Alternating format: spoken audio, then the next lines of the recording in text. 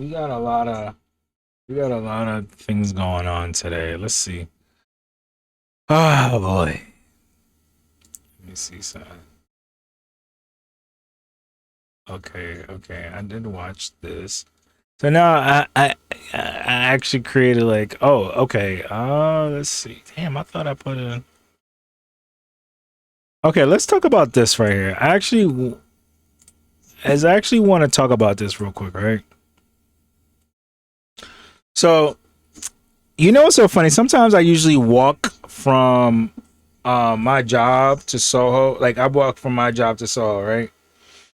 And I like to I'm like, what the hell's playing? Is this playing in the background? I, I like to walk from my job to Soho, right? And when I'm passing in Soho, I usually see a lot of uh guys on Canal selling the dupes, selling the fakes, right? And I think now we are going into the world that like fakes are very like they're getting so good. They're becoming better than they're becoming just as good as the as the real one. Like is honestly becoming just as good. Hold on, let me see. I want to find something real quick to to show you guys. And I realized that we're in a society where like, you know, sometimes I personally like dressing. I think like, you know, for it's for me it's something that I grew up doing. So, you know, I like to look when you look good, you feel good, right? But I understand I had to ask myself like sometimes like women don't care what the hell you wearing. They just care if you got money. Like you know what I'm saying? Like you can as long as you have money, as long as you can afford your lifestyle and her lifestyle, they don't care if you buy 1,700 things fake. And I used to ask myself like, am I getting fly for the girls? Cause like I ain't never hear a girl say like, oh, I like what you got on. Like they say, oh, you the most of a woman would say like, oh, you look nice. Like you know what I'm saying? They wouldn't not on some hate and stuff, but they'll just like, oh, you look nice. Like you're presentable. You know. So and I realized like walking down Canal Street, you realize a lot of beautiful women buy fake shit.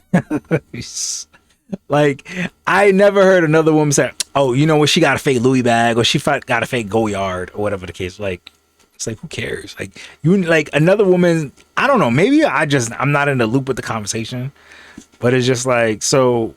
We just gonna go through a couple of these videos, right? And it's so interesting that like girls really fuck with the fake. And I've seen beautiful women fuck with fake things. So and like J. Cole said, you gotta fake it till you make it, right? All right, so you go to Canal. These are all the fakes. Hold on, let me see. There's the audio on this. Okay, these are all the fake things, right?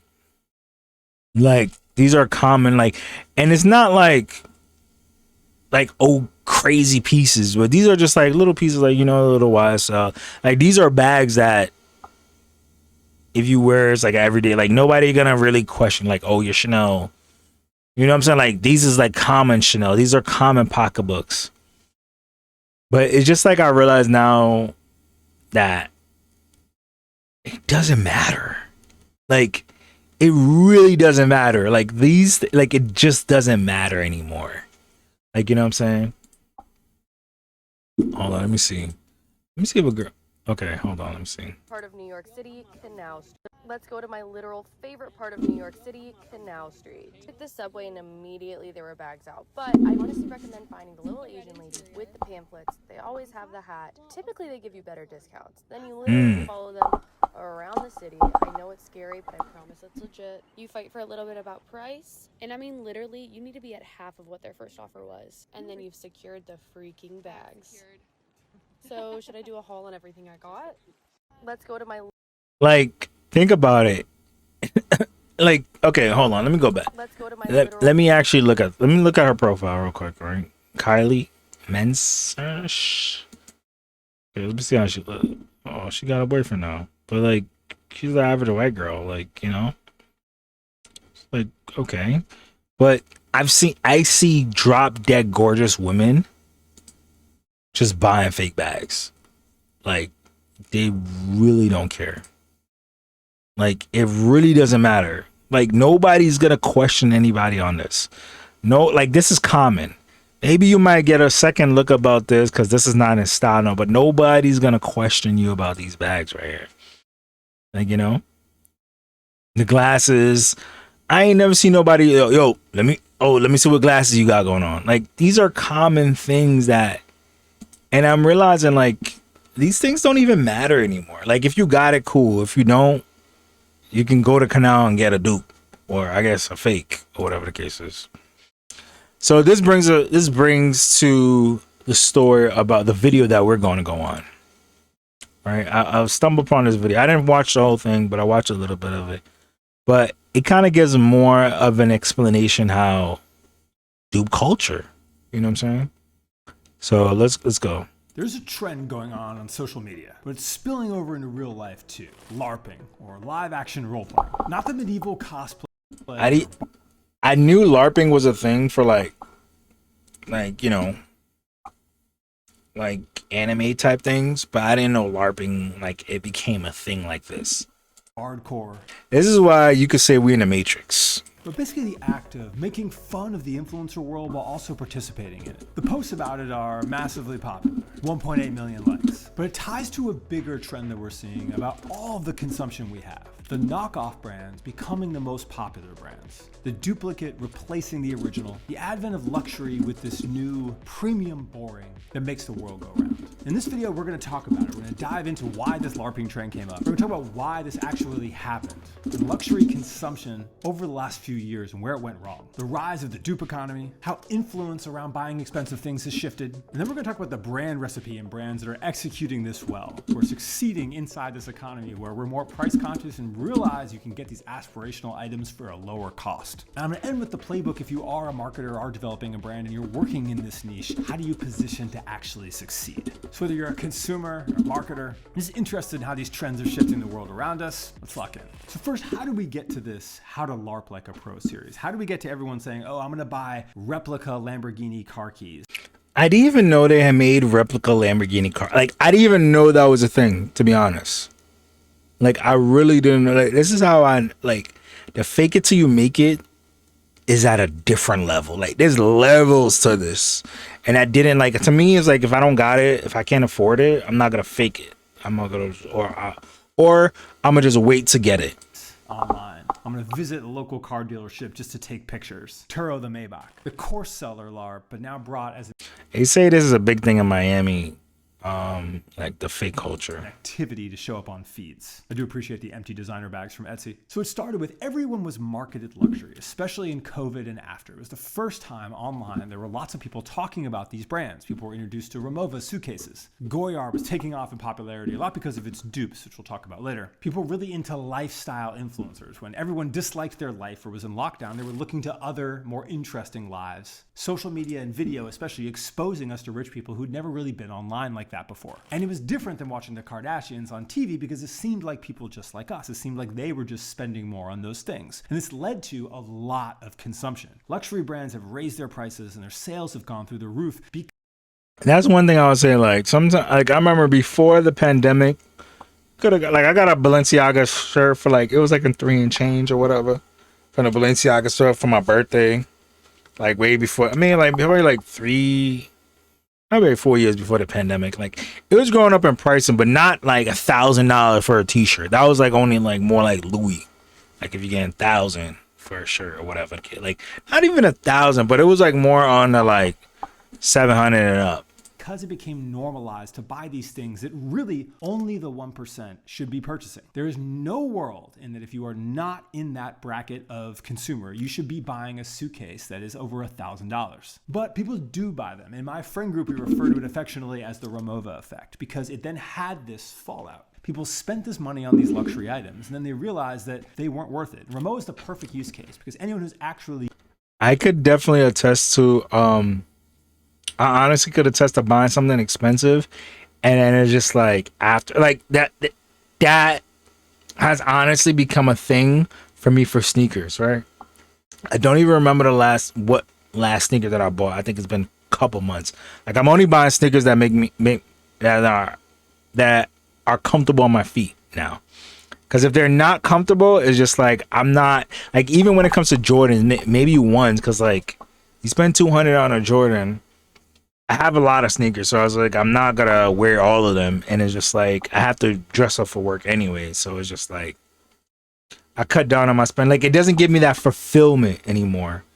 And I think like when you buy something expensive and it's not giving you fulfillment, it's just like, what's the point? Like, you know? Use those know they dent super easily. They suck. Yes, they have lifetime repairs, but you're using that lifetime repair. It simply is not worth the bulk and the quality to have for anyone that doesn't have a huge amount of expendable income where they don't even have to care. And it's a reminder every time you use it that you chose to waste that money on a status symbol. Whether it's that or another purchase, so many people had that experience. When you go to actually buy something you needed and be like, man, I really shouldn't have gotten that $700, $900 pair of shoes or whatever it was. And while it shot up luxury brand sales as so many new people were participating in it, also raised awareness that there really is no difference in those goods. And now LARPing has taken this full circle, because in the LARPing world, and this happens in tons of influence online, the goal is attention, right? The goal is to get attention from whoever on social media by using expensive things to do it. One of the cheapest forms of attention, but it works. But they don't care by what means that they achieve it. And this is where we enter into the dupe economy. So I remember when I was in China, in Guangdong, going through all the different cities, the quality of the dupes was incredible. We would be in factories. They were quite literally, as you see it described online, where they're making shoes for clients I have or brands like the things I operate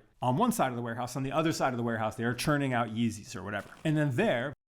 And also too, I would say like being a designer for my own clothing brand, I think that also shifts the makeup in my head to say like, why do I need to spend so much money on certain things? Because you know how it's made, like, you know what I'm saying, like, you know where it comes from.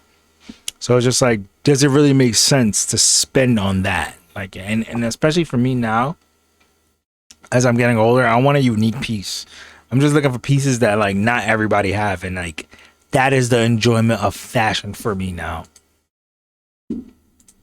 Very easily you can get delivered to you the highest quality of dupes. I remember we would purchase some dupes of things that we had to compare the quality, because I was going to do a video on it, and we actually laughed because one of the bag's quality for a YSL bag was higher than the actual one. And you've seen the same thing with lab diamonds, right? Where the cost, I was there in China in the jewelry city in front of the lab diamond machines, where this massive machine about the size of like the height of this room that just spits out a diamond. And when you put that into perspective of what that means for a cost, you begin to look at everything significantly differently, especially when they are as good as anything quote unquote real. And so it was different when it was a cheap duplicate. When it's an equal duplicate, you begin to realize you are purely paying for the status. And when you don't get the status because so many other people have it because LARPing is taking off, that leads to a very positive consumer shift. Are you buying for the experience or for the attention? And if it's the attention, then LARPing wins because it's more effective. You can do more, the dollar goes longer. And that attention is now worth very, very little. And that is where we are at today. We are at the precipice of this. It doesn't matter if your Goyard is real or not. There are so many fake ones. That wallet is the most duplicated item with the least amount of fighting by the original brand to try and get it taken down because they like the popularity, that it has no signal. And so now people know. Yeah, so and it's another thing too. Brands actually like the fact that they make bootlegs because it drives people to want the real. But also the bootlegs are just so good that I don't think it's translating well to what people think it is. for what these brands want. People don't look up to those luxury influencers the same way. So one of the big influencer shifts we've seen in just the last year is that all of the like perfect aesthetic life influencers, male and female, you would see there's guys who are really stylish doing get ready with me in Dior, or look at these new expensive perfumes I bought. And their entire feeds are really about consumption of expensive things. And they're showing that off in these aesthetic ways. And they're really offering you very little value beyond that. They're not being like, let me explain to you my thoughts on Nietzsche, or here's these really valuable tips for your life or your career. They are showcases of consumption. There's obviously whole genres of female aesthetic influencers who just showed off their kind of beautiful, perfect lives. And that content has fallen really flat. And the last content left is people like, I get sent this guy all the time. This is a poor person's version of what a rich person does every day. Yeah, I'm gonna purchase this new Rolex, like inside my G-Wagon. Every single thing on here is an expensive purchase. Let me show you these Bottega shoes without any semblance of why they're consuming, what they're doing it for, any reasoning, any backups of life or story, any reason to connect to the person beyond the aesthetic of what they're presenting, which is the most lowbrow form of expensive consumption. All kudos, an amazing creator making videos that get consumed quite a lot, but an example of the only things that are left in that. And they're not selling That bracelet is actually like fine. I ain't gonna lie. to the market that can afford it or would want it. But this is the opportunity, and the opportunity for the brand space is now the consumer is aware that they are being taken advantage of. They've made those mistakes, and now they actually want a good thing at a good price, which is the right way to consume. And there are a lot of brands, I'm about to walk through a whole list of them, that actually do this very well, and some of them that do it a little more sketchily, and we'll break down the difference. And that's an opportunity, whether you're consuming or whether you're building, to be able to get outsized value. And so one story I will tell about this is I was at a friend's house in Beverly Hills, and they had this coffee table that I have seen online on like First Dibs or whatever. And it's really expensive. And I was like, oh, like, where'd you? Also, I think he's about to get into the part that I stopped at when I originally like watched it a little bit. But I think dupes are good for furnitures. Like if you're gonna put your house together, and you literally can get it from the same place where they manufacture furniture. Like literally, if you look for it. Get it, original piece, whatever, and they've gotten it from the Essential. And the Essential has a lot of the pieces that it's hit expiry on the design in the United States so that anyone can produce it, and they will make a version of it at a more affordable price. And we'll get to brands like Interior Icons who take that like too far a little bit later, such as like a good in-between. But it was funny because I had not heard of it. I ended up actually talking to the team from there relatively shortly after. But it was this idea that this is a pretty like abstract item. This is why I like to call this one in particular is it was in a home surrounded by other interesting and expensive things. And they were like, yeah, I actually can't get this other version I want. And I was able to get it here. And you were able to like achieve this like interesting look. But that's the business, right? The business of what are these amazing artistic things? And if you have an idea, bringing it to market in an affordable way, because we now have that ability. Or looking at what are all these expensive things that are being produced that don't have to be expensive. And we'll get to a playbook on how you do that in a moment. But Keen's is the ultimate example of this, right? So a little hit or miss in terms of the quality, but their entire brand exists to say that things you used to have to pay an awful lot of money for, you can now get at these lower prices. And especially for bedding, home goods, travel, and now furniture, they have options across everything. And it will showcase the price you save versus traditional retail, right? That's you see, an Italian hand woven leather mini shoulder bag for $500, and it's probably less than this, honestly. It's not even probably 50. It probably costs about $50. And they are just taking advantage of direct to a factory. Very Bottega. And they are marketing it that way. What they've done is gone wide. Once they're known for a few good things, they've said, great, we have this customer base that has in mind that we offer them a great value where they're not getting taken advantage of and they still get good quality. And we have factory relationships. Doesn't matter what we sell. Our brand isn't based around the fact we sell sheets or homes. We can really sell anything. Our goal now is to raise the LTV, lifetime value of those customers by selling them as many things as we can. Basically becomes a replacement for a traditional department store, all owned by one brand, focusing on a singular value proposition. Very smart play. And probably the first to do this, I think they were significantly earlier than Keen's, but I'm not exactly a scholar of when these brands started, but Italic is another one where they, I think, did an incredible job. I remember them early on being like, we have the same factories as this Italian luxury. You can purchase it from us at this quality. And I have some great experiences with this brand. We have, I had done in my Prague versus Brands sheets video, we'd ordered tons and tons of sheets from all these different brands, and theirs ended up being the ones that I am most excited when they are on our bed. But again, the entire brand proposition is offering you these luxury experiences at a cost. It doesn't have a 30x, 40x markup. And this is a new position, right? So if you look at how brands used to position in the past, you would basically have lowest price used to be a huge thing. Okay, someone's selling something, can we go a lower price? Because people would just assume most things were the same and pick the lower priced option. Amazon basically killed that, because now if you go lowest price, you end up with something that's like really bad. And also you cannot compete with direct from China. We're selling on Amazon. We will happily do this for a couple percent. No business is going to be built off competing off that. So that basically eradicated competing at the lowest price. So now the new category is replacing luxury with something that's just as good at a typical price. That is where all the businesses are being built that we're talking about here. And it's an excellent opportunity. And then diving into the data here, so I'm going to go into the actual particle data. I want to show you like the size of the opportunity and how it's done, right? So in the furniture business, this is interior icons. Now, interior icons is on like the sketchy scale. I put the essential on, they are working with the IP of a lot of these companies where that's expired. You're allowed to reproduce things after a certain amount of time. Then you get people like interior icons who just knock stuff off kind of directly. This is where this curve goes inside. Yeah, I could see that because I forgot what store this chair was in. You can kind of decide which level you want to live on. How comfortable are you with having that in your home or purchasing that or promoting that? Some people will only want. But you can really have a nice ass house or apartment with a lot of dupe furniture. I don't say there's nothing wrong with dupe furniture. I dupe it out. Want to support the thing from the original designer, whoever bought that IP. Some people will be fine with the expired thing. Some people will be fine with the dupe or knockoff thing. And the interior icons plays in that space and does not give a shit what you think about it. And you'll see as we go inside this, the data you see here in Particle, you look at their best sellers, look at this average discount column. So they are running the very gray area. We're going to show you what the price of this would be if you bought it full price from one of these luxury providers. And we're going to show that as the sales, similar to what Keen's did there, but I think they do it even more aggressively. But you'll see, this is the margins that are being operated with. So if they were able to say, we're discounting their most popular item that they sell for $200, normally goes for $1,200, and I guarantee you in a Google search, we can find it for that. That's a 90% discount. Now they're making margin on this. Maybe it's only 25%, 30%, 50%, but there's still margin. And they are producing all of these, because if you look at the quantities of sale, and this is why the particles, you actually get in there and look at that data, it's like, all right, yeah, they've sold 2 units, but they did $16.4 thousand in revenue. Expensive couch, 3 units, 98 units. That means for a lot of these, besides the 98 unit, they're just producing it on demand whenever it gets sold. Which is an excellent business model, especially in furniture, where because of that model, everyone's used to waiting 5 to 6 weeks for something. So you can just offer the low price, have the factory, and produce it, and that's how these businesses function. And a business like this gets very aggressive on, we're just going to copy anything we can. It also works for original designs if you can get the interest, right? They capture the interest of things you've aesthetically seen already. And that's where this gets pretty interesting. So Gentle Monster, I did a full art direction video on them prior. They are an incredible brand. They do incredible art direction and campaigns. You know, their marketing is unparalleled. Korean brand that sells eyewear, right? And they use all of these principles of art direction aside what they create, celebrity, just really interesting visual campaigns of all kinds. I didn't even know this was like a thing. I can literally play a game here in my browser to promote whatever sunglass this is. They do some best in class stuff, but the other end of the day of this is they also make really, really expensive, overpriced products. All right, I'm not going to play the Gentle Monster zombie game live. It's just not one of those operations. This campaign is super sick too, but I'm trying to get through to here to get to where I can actually buy it.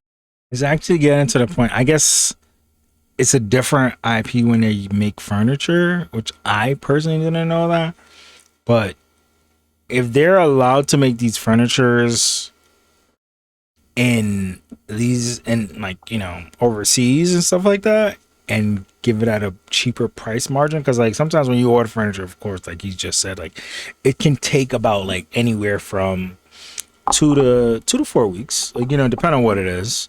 And you're gonna wait unless if you get it at the store or outlets or whatever. So it's actually a great business model, honestly. Something cool. $345, $335, $356, $315, $325. They're all sold out. Those are actually some of the cheaper ones I've seen from them. $275, $305. These are expensive sunglasses. I actually remember them being even more expensive when I did this prior video on them. And so what happens is you see all this incredible marketing and people maybe buy in once, but so much fewer people buy into the brand than know about it. But they're now interested in these products and style. And that's where you end up with, I've given this anecdote before if you've watched my Tokyo video. I always look at, just as a marketer, a person interested in sociology and consumption in general, I always look at what people are buying when I travel places. Now, I was in Tokyo and there was kids, Gen Z age, lined up at the Blue Elephant stores all the time. And I was like, cool, what's Blue Elephant? And I basically found out the lore that they were knocking off Gentle Monster, have been sued for it in Korea, but they're selling $70 versions of the same thing. Which again, this is where the That's crazy. But I really want to know. I think sometimes it definitely, only thing is, I would say, it boils down to the quality of the product. But nobody's ever gonna ask let me see your glasses. Barely. Or let me see your bag. Nobody's gonna go to your house. Oh, let me check to see your furniture. And I'm like, you're weird. Those opportunities are where when a category is created by someone with the infinite luxury budgets, but no one can actually afford that, can you provide the alternative? And obviously, I will never be an advocate for just knocking off directly the products, but can you do your own spin on it? We're like, hey, people do want like radical avant-garde eyewear, and I have my own creative vision. I can put that on it. This is the time to do it now, because you can ride the tailwinds of all these luxury experiences. And even if you want to be more direct, I found this brand who I now own multiple pairs of their shoes because I was looking at the Bottega Derby shoes and I was like, I buy a lot of luxury stuff. I cannot justify $2,600 on shoes. But guess what? They make this is the exact shoe, same exact look. $175. And it's just an entry point into that brand. It is one product in their product suite that is solving a user need, I guarantee. You know what the thing is? I think the problem is sometimes as a community, we have so much pride to not get the fake. Some people, you got so much pride to not get the fake, I would say. Like, it really gets like that. Like, we like, nah, I ain't doing a fake.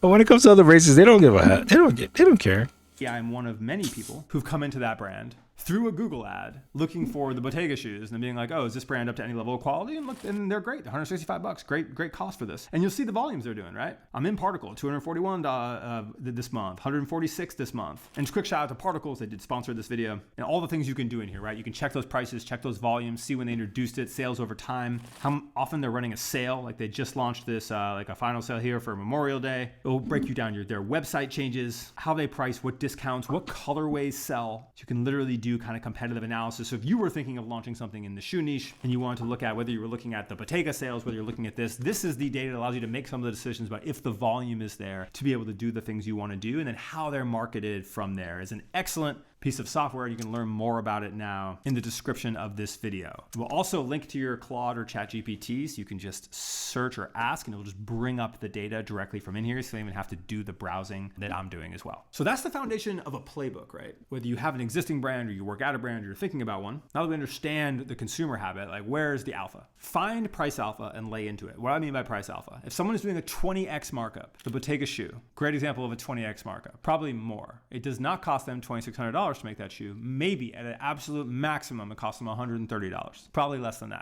You see, that was the point I'm trying to make. It costs so less than that to make, and it's just like I kind of get why. Like I get why they do it. It's not to say that I'm justifying it, but I understand. Like, you know, it's totally understandable.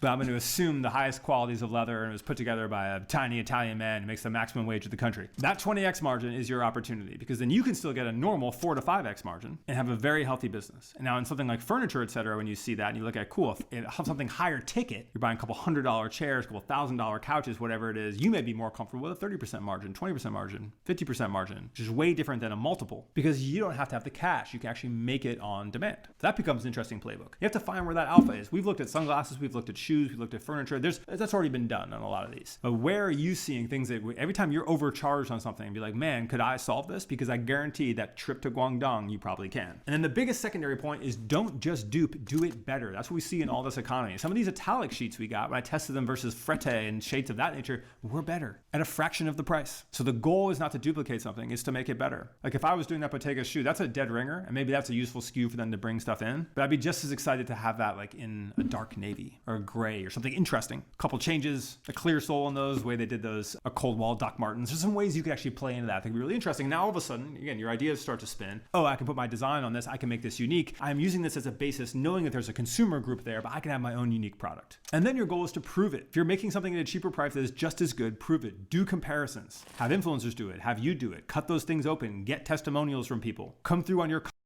Yeah, that'll be the next step if you get in some dupes. I guess you could get it from a reputable place, but to do all that extra work is just like, for me personally, it's like too much. I would never want to like, you know, do that extra work. It's like I usually buy what I like, and it's just like I might look for a sale, whatever the case is. But at the end of the day, I do understand that you can always get it cheaper. Like you really can. customer service. Make people believe in the brand as much as you can. Don't come across as just some random internet stuff. And as you begin looking for them, you will see these things come up every day. I want to shout out Jake. Jake is a master troll in terms of tweeting things that make angry fashion people come out. But he has a good fashion newsletter, and he was saying, hey, like you could buy Vans for $70. You could buy these Thoreau shoes for $990, which looks significantly better. And the alpha there is, yeah, guess what? Those are probably bang at $195 and a bunch of variations. That sole's a little too thick. Can I thin that down? Okay, that's an opportunity. And if you are in the development of products, you ever want to launch anything, those are the things you need to think about. Where is there demand? Where are people being overcharged? What could you do inside that same thing? And then how could you make it better? That is the formula for a wide variety of product development. Same thing goes in software. Same thing goes inside of a service. It's a mentality with which you can approach the world to monetize it. And I want to call it, there are so many layers of abstraction for cost too. One final anecdote I'll leave you with is when I was working at a toy company, we had middlemen. We didn't even know until we went to the factory in China. We actually sent the team there to work through some back and forth. So some pro tips, if you've ever been working with factories in China, you'll notice they're not very good at like showing you the full swath of options or all the ideas. So it'll be like, send me all your coolest leathers. They don't know what that means. For us, it was like, send us all your coats and dipping and You see, that's why I want to go to China. Well, I think it's Guang something, whatever the kid. I forgot the name of it, but it's like a place that everybody goes to, like, to get their fabric and their materials designed. Actually, Balenciaga, it's so funny. Balenciaga switched from an Italian manufacturer to a Chinese manufacturer, an Asian manufacturer, during the Triple S transition era. So I think whatever they was paying, they actually doubled their margin, because like, I guess if you was paying like I think the Triple S was always like 1,000 and some change, and they actually increased it, I think, to like 12.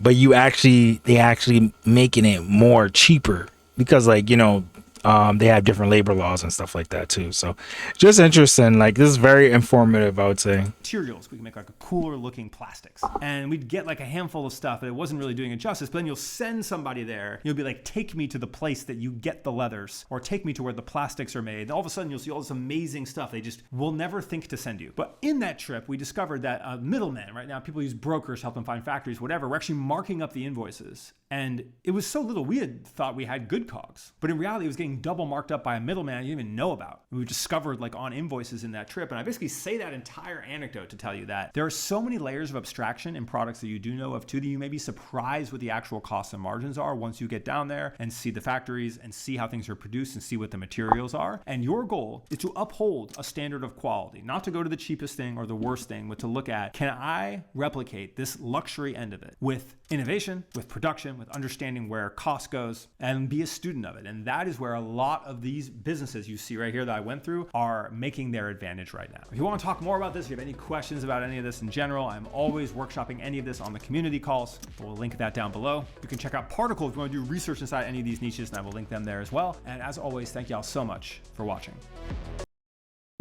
Yeah, I think that was like a very informative video for dupe culture, I guess, LARPing. But yeah, I think it was very informative for that, because it's just like, I think that it's